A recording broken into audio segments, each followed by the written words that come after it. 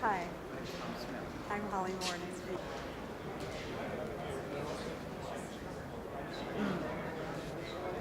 H-O-L-L-Y, Moore, M-O-O-R-E.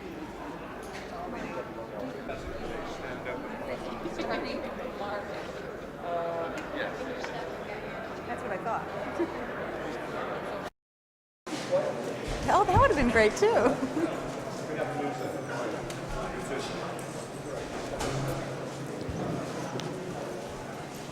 My daughter plays the sax, so she would have loved that. Oh. That's great.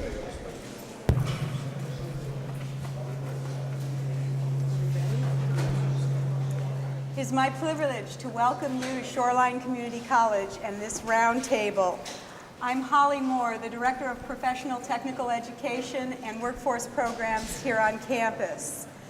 From Shoreline Community College and the communities we serve, we welcome you, Mr. President, and we are truly honored to have the opportunity to discuss the nation's workforce retraining efforts and preparation for students in employment. In my capacity as the Director of Workforce Training here on campus, I'm part of a team that serves dislocated workers. We meet them from their initial point of inquiry all the way until they're placed in internships or in jobs. We also are going to be a co-location site with Employment Securities beginning on Monday, which will ease this transition from education to employment. Our offices and our team works with the students on orientation, getting them financial assistance, getting them registered in classes, selecting career goals in some of our 50 programs, and then job preparation. We do interviewing skills and resume writing. But probably the most important thing that we do is to provide personal support and counsel on a daily basis to more than 750 students in workforce on campus. Again, welcome. Thank you very much for coming, and we'd be honored if you would begin. Thank you. Well, first of all, let me say I want to thank all the panel participants for being here and for the contributions that you're going to make today and that you make by your involvement with this community college. And I'd like to explain briefly why I wanted to be here. First, I want to thank Bill Gates profusely for his very generous gift to the college system throughout Washington. It's not only a generous gift, it is one that will help to raise the incomes of the people of Washington who go through these education and training programs. And I hope it will serve as a model to others throughout the country. I hope he'll now have a lot of copycats out there following his lead. Secondly, let me say that I like the community colleges in our country very much for two reasons. One is they are helping to meet two of the most important challenges facing this country, to raise the educational level of all Americans and to improve the economic security of Americans who are willing to work for it. We know that the returns to education are far greater today than they have ever been in American history. And community colleges help people to live up to their own aspirations and dreams, whether they're making the transition from high school into the workforce and not going to four-year colleges, or whether they're in the workforce coming back for further education and training, either while they're working or when they're between jobs. The chairman of United Technologies gave a speech in Washington about a month ago in which he said the most significant thing we could do to raise the incomes of the American people is to re-educate the existing workforce, people that are already out there. We know how important this is. Our country has produced almost 8 million new jobs, while almost all the advanced countries in the world are not producing new jobs. We've got record numbers of new small businesses, but about half the American workforce are working harder for the same wage they were making a few years ago. The only way to change that is to increase the productivity of the workers through this sort of education and training program. So the community colleges are absolutely critical to that. The second thing that I like about the community colleges is that they operate the way I think America ought to operate, in partnerships with everybody doing their part, working together. They are They are grassroots organizations. Everybody in the community participates. They are driven by the opportunities that are really out there for people. All kinds of people have a chance to have their say and to be part of it. They are truly democratic, small d, in the best sense of the word. And I think that's important. That's the way our country ought to operate. We need to be moving through this enormous period of economic transition by working together more. When this country works together, we never lose. And that's what the community colleges embody to me, the kind of partnership that we need between business and labor and education and government and with all kinds of people and all the diverse elements of our economy. So I am excited to be here, and let me again turn it back to you so I can listen to all the rest of the folks who've agreed to be with me, closing with another heartfelt thanks to Bill Gates for this gift and for what it represents and for the consequences it will have in the lives of the people who will benefit from it. Thank you. Thank you. We do thank you very much for the gift. And I think we'll start with Monica. You want to tell us a little bit about what you're here, how you got here? Well, I worked for a major insurance company for many, many years. 2 years after I graduated from high school back in 1975. And I worked for them for 19 years, worked my way up from a file clerk to a very, what I consider a prestigious position. I suddenly found myself, the company decided to shut down and move out of the state, and I found myself fondly referred to as a dislocated worker. I had to make a choice whether to stay in the insurance field and possibly face looking for another job in 4 to 5 years based on the job I performed was being overtaken by computer technology. And I decided to make a major career change. With the help of the Employment Security Department, I did some testing and fine-tuned some skills and abilities and decided to pursue a career as an automotive technician. I had to do some research in schools and businesses, and my only choice was Shoreline. They work in partnership with dealers in the area in a sponsoring program. You go to school for a quarter, and then you go work at your dealership for a quarter. And you have the same technology here at the school with some of the equipment you see around you that you actually have at the dealership. So you actually get to work on live cars and live equipment and get in there and get dirty so that when you go out, you're just not floundering out there in the muck. I'll be graduating and going to work in 5 weeks. It's been a long 2 years, but without the benefits of workforce retraining, I really don't know where I'd be. I think that going through the retraining process was the best decision I could have made. And were you eligible for any financial aid? Did you get any financial support when you were doing this? At the time that my company shut down, since it was considered a plant closure, I qualified under the timber retraining benefits, and I wholeheartedly took advantage of it. It's one of the best programs that's offered. I didn't necessarily work in the timber industry, but I resided in a timber impacted county. And like I said, it's the best decision I made. I love the dealership I work at. I get along really well with everybody. And anybody who has an opportunity to take advantage of any type of retraining offers should do so without any hesitation. I would just, since you mentioned that, I would like to point out that, well, let me ask you a fact question. What percentage of the students here get financial aid, some sort of public financial aid?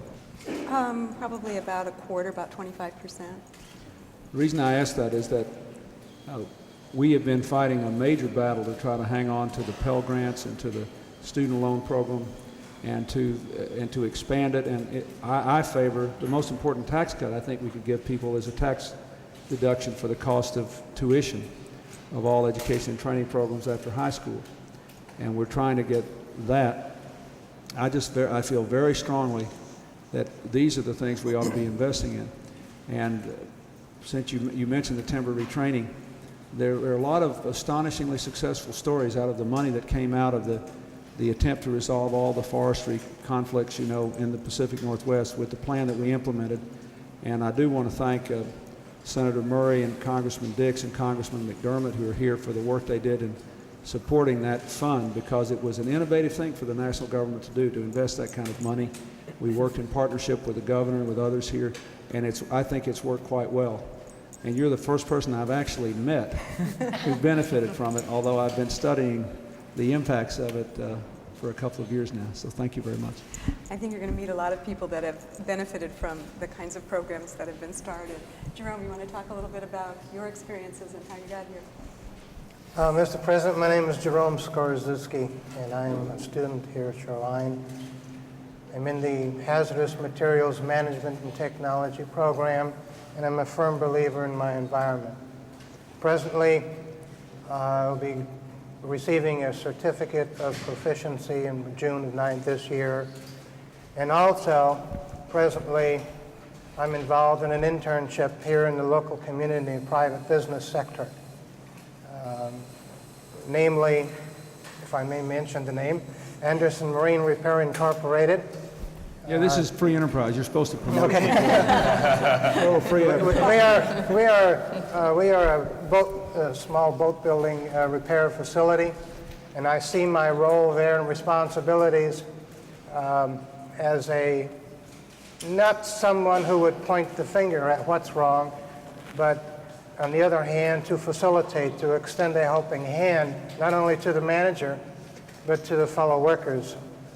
And it's amazing because, you know, there are a lot of regulations out there today, OSHA, and just a whole mess of regulations. And I find myself being able to interpret into a language that management and the workforce that I'm working with can understand.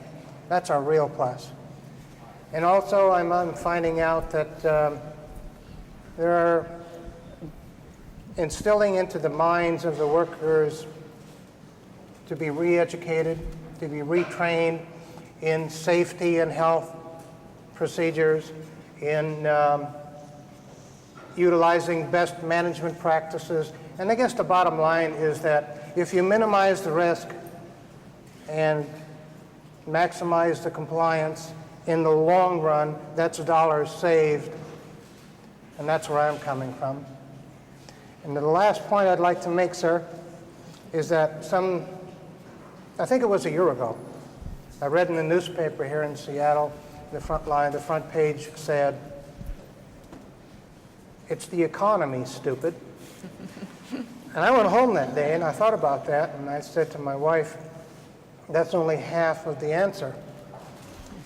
And I feel that the environment issues that I'm working in, when we talk about hazardous materials, you talk about the timber industry, you talk about the private business sector, and all the ways that we can clean our environment, the air, the water, and right down the line, it's the environment. Because without a safe environment, we must forget the economy. I agree with that. I think let me just say, by way of support, before I came here, I was being interviewed by one of your local journalists who asked me that question, you know, did we have to make choices? And in the short term, there may be some choices involved. That's why when we had the Northwest Timber Plan designed to have a stable timber environment over a long run while still preserving the old growth forest and keeping the rivers clean, preserving the salmon population, we knew there would be some dislocation in the timber communities, which is why we put this money in for people like you. But if you look at the long run, and I don't mean the real long run, I mean just 10 years and out, it's obvious that unless we find a way to preserve the environment while growing the economy, that we will lose on both ends. That's right. So I think that's very important. Let me just ask you one question before we go on to Surely. the next person. What were you doing before you got into this program? I was a parts manager in the trucking industry. And how'd you get into this? Did you take the initiative to enter it, or? Yes, I did. But I'm also a fisherman, and I love salmon fishing. And I've seen the dwindling stocks. And presently, I've hung up my rod and reel until further notice. Right. You would be amazed, I mean, how much time that we have spent in the White House just on the issue of how to preserve the salmon stocks over the long run. Right. It's a serious economic as well as an environmental quality of life issue for the people of the Pacific Northwest. Well, thank you very much for what you said. Joan, you want to talk about how you came to Shoreline? You have an interesting story to share. I am a single mother, and I worked in retail. Was planning to retire from one of the local stores that went bankrupt, and so I was out of a job in the future, and Workforce approached us and gave us the opportunity to be retrained if we wanted to. So I looked into all the schools and all the positions and decided on Shoreline and Health Information Technology. I'll graduate in June, be able to take the state board for certification in October, and presently I'm in a directed practice, and we go into a lot of the alternative care in hospitals in the community, and the reputation for workforce retrained students in Shoreline is very, very high. So we have a 100% placement when we get out of school. And in your training, did you have to master computers? Oh yes, we So- love computers. We're looking So you're one of forward. Mr. Gates's acolytes We here. love Bill Gates. We're looking toward a paperless medical record in the future. Let me say, it's in the whole. One of the things that obviously we're all committed to, and one of the things, especially Congressman McDermott back there, has worked very hard on, is trying to figure out a way to cut the rate of inflation in health care costs without undermining the quality of health care. And one of the things with the system we have with so many different insurance forms and all that, with which we are doubtless now painfully familiar, has given us the highest transaction cost, the highest administrative cost of any healthcare system in the world. And I believe it can be cut dramatically with the right kind of technology. And so you may be doing not just a service for your employer, but you may be involved in something which could really help to preserve the quality of health care for Americans at a much more affordable level. Thank you for that. I think that Jeff has an interesting story. Jeff's a student body president here, and he's majoring in international business. Hi, Mr. President. My story is different from them, so I'm not in the workforce, labor, or nothing. I'm just a regular student. When I was in high school, I'm originally from the Philippines, and my parents immigrated here in '86, and we came here in '86. And when I got here, I didn't know what America was like. I didn't know how it was going to be, how it was going to treat me. So when I got to high school, I did pretty good the first year, and then second, I started getting involved with gangs, Filipino gangs, basically, and that took me the wrong path. And by the time I realized it, I didn't graduate high school at all. And after I found out I wasn't going to graduate from high school, I just decided to drop out and not even continue my education. And it was like over a year later, I decided to go to school again, and I picked Shoreline because I knew I couldn't get into university, a four-year college, and I wanted to be realistic with myself. And I didn't set my goal that high, you know. I wanted to start out low. And when I got to Shoreline, the people just surrounded me, you know. They wanted to help me. They wanted to help me succeed. You know, they didn't want to see anyone fail. And when they found out what my background was, they were like, you know, you've been through a lot already.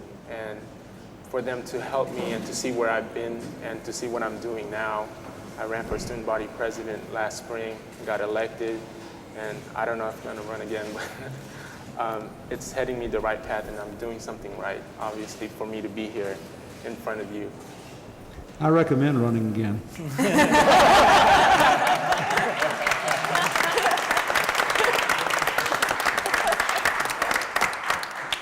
Let me ask you something. Did you have to get a GED before you could enroll here? No, I finished my high school. I got my diploma here. At So college. you can do that here? Yeah. You can And do then that go here. on into this international business program? Yep, yep. And is it a 2-year program? It's a 2-year program, then I plan to transfer to a 4-year school. Good for you. Thank you. It's a very impressive story. Thank you. His brother's here now, too. So. And you and your family have only been in our country for 10 years, right? Yeah, 10 years, and we're loving it. And then on another side, we have Chris, and Chris is a student who comes to us already with a baccalaureate degree and back to us. You want to share your story? Okay. Well, I do have a degree from Western, and I've been in the printing industry for about 20 years, and they didn't have really computers in the printing industry at that time, so to speak. They had monster things that didn't do much. And today, in the pre-press area of the printing industry, preparing to go to press, they've been moving into the computers just hand over fist very quickly. And I was laid off from a job after I felt I did it, that I was doing the best job that I could do. And I was laid off because of downsizing. And I realized that I thought I was going to retire from this company, but it didn't happen. And so when I was laid off, of course, I didn't feel really good about myself. I knew that I was a good person and a hard worker, but to lose your job is something that's very, it's demeaning at a point, and you have to fight your way through it. And I had worked hard for 10 years and I had a lot of vacation time saved up, so I took a few months off to find out what I really wanted. And so when I projected what I wanted, I wrote it down. I said I'd like to go back to school, and retrain or stay within my program, but get into the computer field and stay out there, so if it should ever happen to me again, that I would be ready for the change. I'd be able to make a change easier, another transaction to another job, to another area. So fortunately, someone had told me about the workforce training program, and I inquired into it, and I didn't know anything about it. And I think the best thing that happened was that the support I got from the people, telling me that I can succeed here and it will help me, and that, you're saying all the right things, Chris. Why don't you go for it? And before any of this all happened, I was happy. I was really feeling good about myself because I had just got a part-time job in the industry, and I was able now to work, to carry on the workforce study program and support myself and continue with my education. And it really gave me a lot of self-esteem about myself. And I work hard towards it, but sometimes it just kind of gets to you. And every day that I come to school and every day I go to work, I am so much more appreciative of what's happened to me that I can't thank the people that helped me, through this. I also give myself some credit for taking that step, and I hope that anybody that might be in my position or fall into that position will look around and seek help, if they can, because it's a great thing. And in some ways now and somewhere in the future, I hope to pay back the program in some way. Well, thank you very much. Let me say, I wish every American who has lost a job to corporate downsizing would have heard you make this statement. You could see you here, because there is a huge productivity revolution going on now because of information technology. It's literally true that fewer people can do a lot more work. And you see it when these big companies, lay off large numbers of people. It's because they don't need as many people passing orders down and information up anymore. Because people like you will have the computers and will be able to, and it will lead to far more efficient workplaces. But if you're one of the people who did what you were supposed to do for years and years, and all of a sudden you're downsized, you don't see that as a productivity gain, you see it as a personal loss. So one of our great challenges has got to be to take this change that's going on in our society and make it benefit everybody, including people like you, to use these forces so that people can move up when they have to change work instead of move out and down. And I believe with all my heart that we can do that, but the only way we can do it is if we structure a system that basically gives people like you and all of you access to education and training for a lifetime. Because things are changing so fast in this economy, no one can fully predict what changes will occur in any sector of the economy or any section. But as long as you know that you can always come back here, and this place will always be on the cutting edge of change, and there will always be a demand for new jobs, then what used to be seen as a threat can become an opportunity. And that, one of my goals is to make sure that every person in America is within comfortable driving distance of their real security blanket in this rapidly changing economy, which is a community college that accesses the future. Because I really think that's the answer to this. And I wish everybody could hear this, because it's a big problem all over the country, all these people being downsized. But, the federal government, for example, has 205,000 fewer people working for it than it does the day I became president. Your federal government is the smallest it's been now since 1965. At the end of the year, it will be the smallest it's been since '62 when John Kennedy was president. Now, we're being very careful to try to move people out with good severance packages, the opportunity to go on and retrain and find other jobs. But that's just the nature of information exchange now. You don't need as many people to do it. So we've got to have opportunities for people like you to go on to the things that are opened up because of this revolution. And I thank you for what you said. One of the programs that has experienced a great deal of change as a result of technology is our biotech program. And Carol Lee's going to share some information about that. She's an instructor and one of the professors in the biotech program and also coordinates that program. Mr. President, I'm Carol Lee Cheating. I'm a faculty member here teaching biology, but in addition, I'm involved in setting up a new biotechnology lab specialist program. And the reason that we did that was we saw that there was the industry developing in the area, and as you know, it's a new industry, and it changes very rapidly. It's very highly technical. And there was not a skilled labor pool available to fill those positions that were developing, to work in the labs with the scientists to carry out a lot of this work.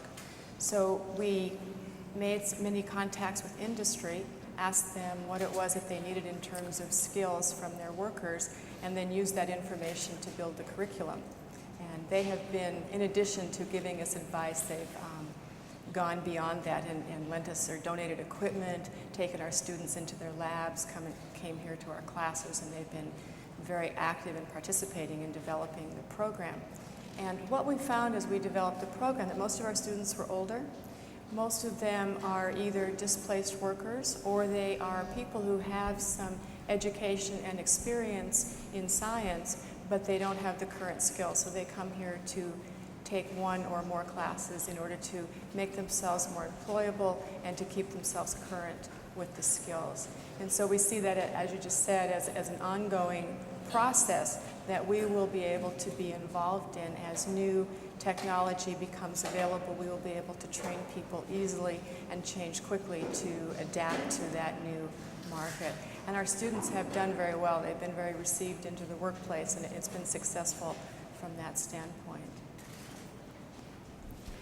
We don't have time to talk about everything I know, but I believe that the intersection of the revolution which Bill Gates has helped to engineer in information and technology with what has happened in biology will be one of the most important developments of the next century.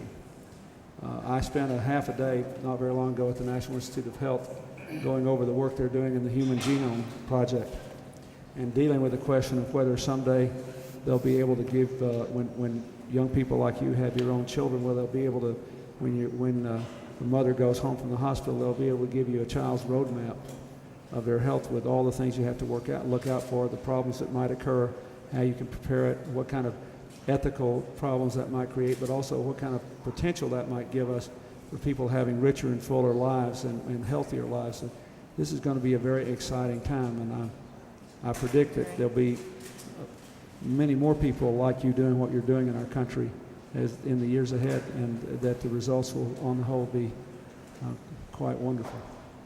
Carol was instrumental in bringing Chrysler to this campus, and I was hoping he would share something.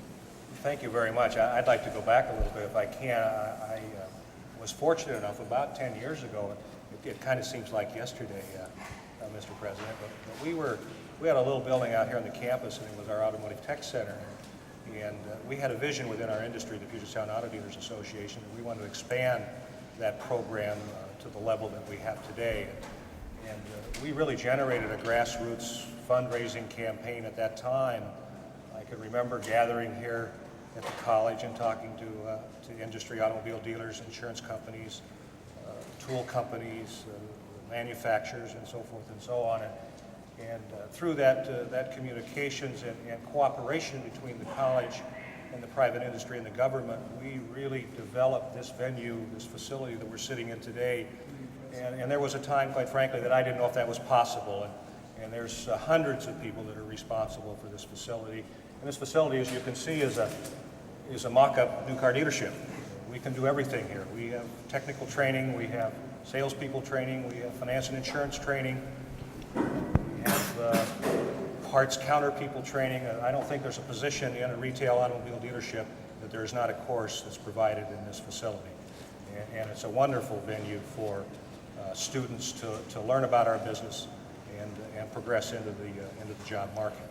Along with that, the CAP program, which is the Chrysler Apprentice Program, is really an internship between Chrysler, Plymouth, Dodge, and Jeep Eagle dealers that provide an opportunity for students to learn automotive repairs. What they basically do is work a quarter in the classroom here, and then they come in and work a quarter in the dealership. And this goes on for 2 years, and they're guaranteed jobs when they fulfill this educational responsibility. And there's a real need in our industry, and it's been a plus for everybody, I think. From our standpoint, we as employers win, students win, the educational system wins, and I guess ultimately the consumer wins, because it's such a high-tech program here that the quality of employees that come out of this program are very, very beneficial and extremely good employees in the workplace. So we find it's been very beneficial to everybody. One of the nice things about this facility is that this facility was funded with private dollars. No state dollars went into building any of this. It was truly a partnership with the college and the automotive association, so that's kind of exciting. It's a very impressive facility. When I was a child growing up, my stepfather's family was in the Buick business, and my father was the parts manager of the local Buick place. So the first place, and before that he had a dealership in a little town. So the first place I ever worked was in a room just like this. And then all the time when I was growing up, I'd have to help take inventory in the parts department.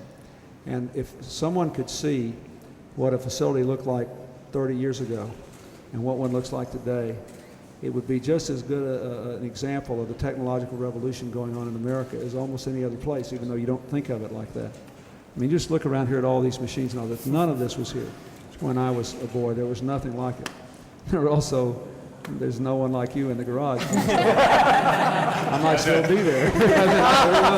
But it's a wonderful reminder that the technology can elevate all work, can give more meaning and more dignity and more opportunity and more value to all work if it's done right. And this is a stunning example of it.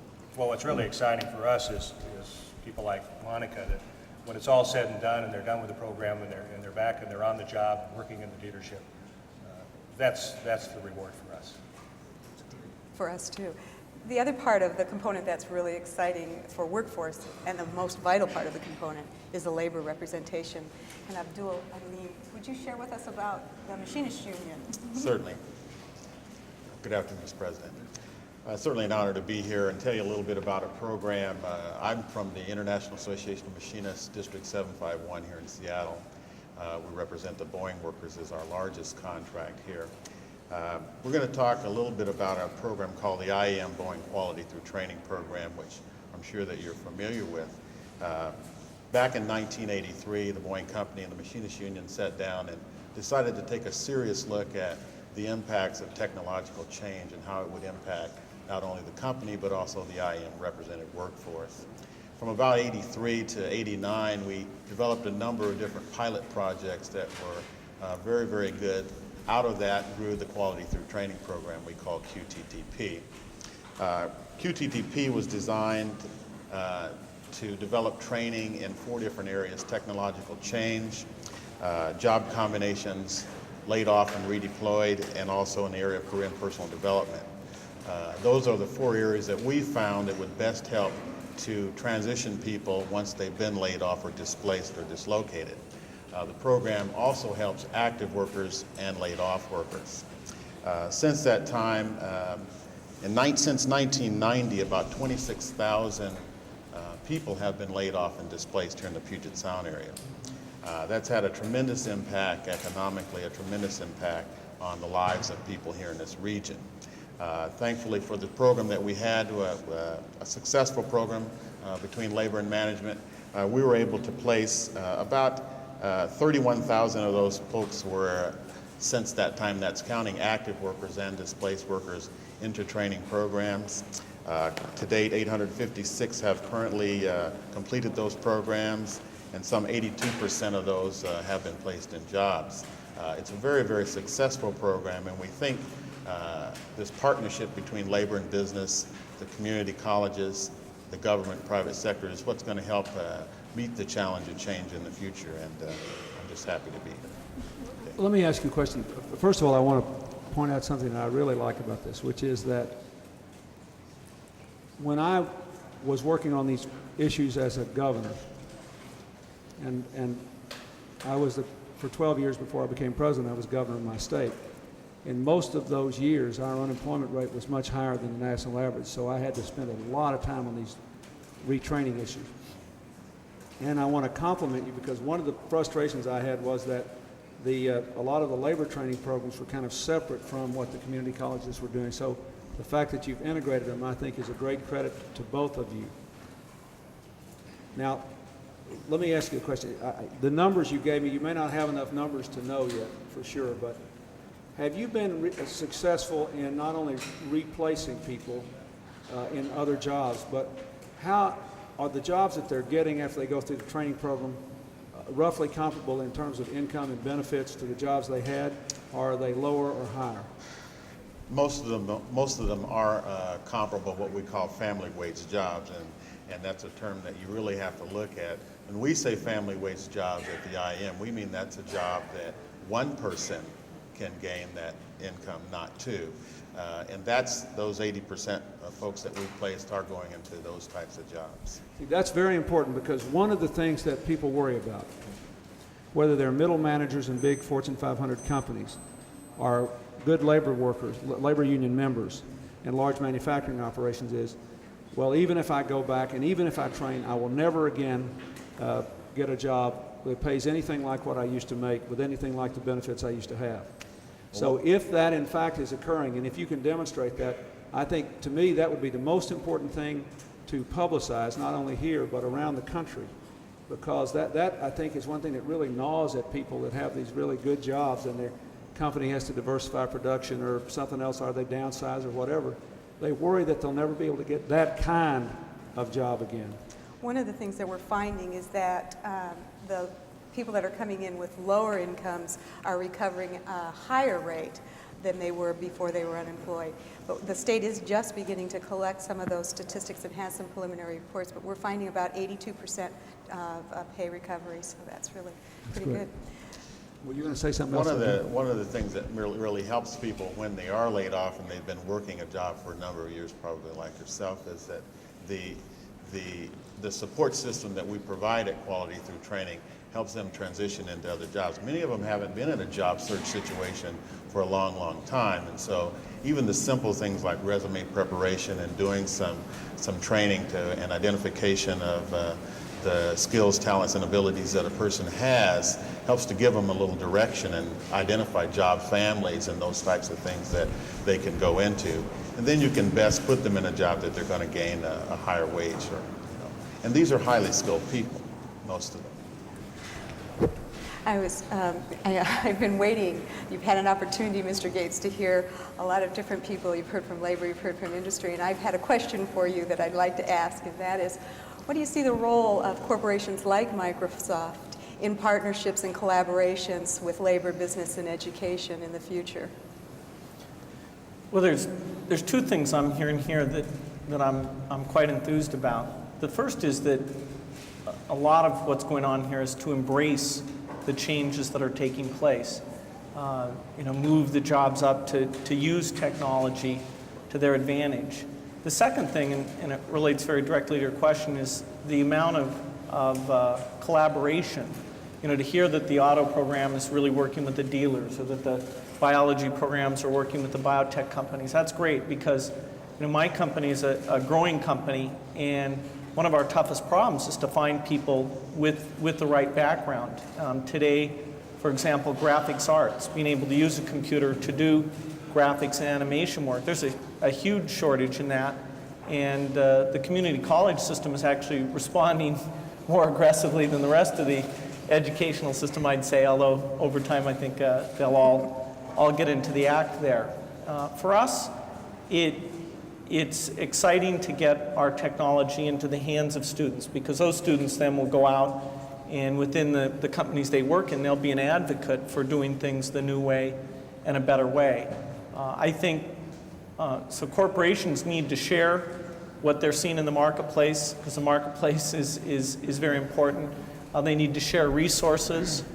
They need to encourage employees to get involved in these programs. For us, that means making the software available, and that's something we're expanding pretty dramatically. Bill, why don't you describe the nature of this gift you've made and why you decided to do what you did, exactly what you did, what you expect the consequences to be? Well, the particular thing here is quite a bit of software that'll be available to the community colleges here in the state of Washington. And fortunately, there is more money being allocated to the hardware. So as soon as those computers are there, they'll have the very latest software. We took advantage when we were making some of our new products to make a little extra and have those available. So those are the packages that are going out to people. So as they're going into the workforce, they'll know the office type products, how to use a spreadsheet and a word processor, which for some job areas, those have become absolutely critical tools. So it's letting people get onto the computer and use the very latest in software. We're real excited about this. I think that we're getting close to having to close. I know that this could probably continue all day, and I'd love it, but I think we're going to have to summarize. It could, but let me just say one thing that's very important about this. We have been very blessed in our country in the last few years to have a lot of people generously giving computers and related equipment to our schools. And the Vice President and I have worked very hard with members of the telecommunications industry toward a goal of seeing every classroom and library in our country hooked up to the information superhighway by the end of this decade. But in order to make it work, you have to have good software and well-trained teachers, and then the computers, and then the hookups.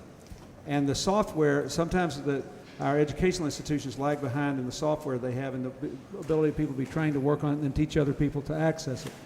So I was very excited when I heard that Mr. Gates had done this, because this is something we have to do all around the country. I just want to make one last point. A lot of people in the workforce view technology as a threat to them because they see it as causing a downsizing of jobs or making their jobs irrelevant. Almost no one in the school systems, that is from kindergarten through high school, sees technology as a threat. The kids are eagerly embracing change, and we now have lots of evidence that technology is in fact an equalizer. In New Jersey last week, I was in a school district that was nearly closed by the state and taken over because the performance was so bad. And there were a lot of very poor children, most of whom were immigrants who came from other countries. They were high dropout rate, low performance rate. Bell Atlantic came in a cooperation with other companies. They put a computer in every classroom for the students. Then they gave equipment that the kids could take home, and they provided training for their parents so the parents could email the principal to see how the kids were doing. And within 2 years, the attendance rate was above the state average. And keep in mind, New Jersey is one of the wealthiest states in America. The dropout rate was below the national average, and most importantly for these children whose incomes were quite low, their test scores were above the state average. So technology became a great equalizer. What the community college network and these kind of partnerships can do is can take someone like you and make technology the equalizer for you again. Make technology the equalizer for you again, so that it helps to raise incomes instead of making people afraid they'll either lose their jobs or never get a raise. And that is what I think is so important. And Mr. Gates said it in the first words out of his mouth. When you're confronted with a period of change, you can either try to resist it and pretend you can make it go away, or you can work through it until it works for everybody. And I think that these community colleges have the best chance, with the kind of people that you see around this little semicircle here, of making it work for everybody. And I just want to thank you all. You've given me a lot of new energy now to take back to Washington and bore through another week of all of our battles there. Thank you, and thank you. Thank you. You've given us a lot of energy, Thank too. you. Thank you all. Great job.